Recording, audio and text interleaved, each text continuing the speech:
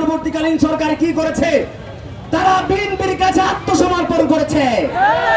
অন্তর্বর্তীকালীন সরকার জুলাই গণঅভ্যুত্থানের ম্যান্ডেট দিয়ে এই বাংলাদেশের সর্বকালের সবচেয়ে বেশি ম্যান্ডেট নিয়ে এই অন্তর্বর্তীকালীন সরকারকে ক্ষমতায় বসানো হয়েছিল।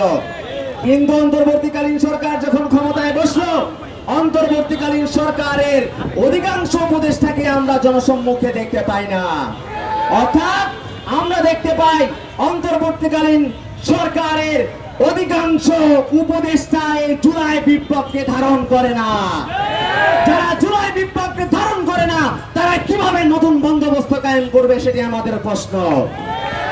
সংগ্রামী ভাই বোনেরা, আমরা যখন 5 আগস্ট পরবর্তী সময়ে বলেছি এখন সময় দেশকে পুনর্গঠন করার, এখন সময় সংস্কার করার, এখন সময় জুলাই আমাদের যে গণহত্যা করা হয়েছে বাংলাদেশের মধ্যে, আওয়ামী ফ্যাসিস্ট সরকার যে গণহত্যা করেছে, সবাইকে কাঠগড়ায় দাঁড় করিয়ে বিচারের নিশ্চয়তা প্রদান করার যে জায়গাটি ছিল, অন্তর্বর্তীকালীন সরকার এখন পর্যন্ত তার কোনো কিছুই করতে পারেনি।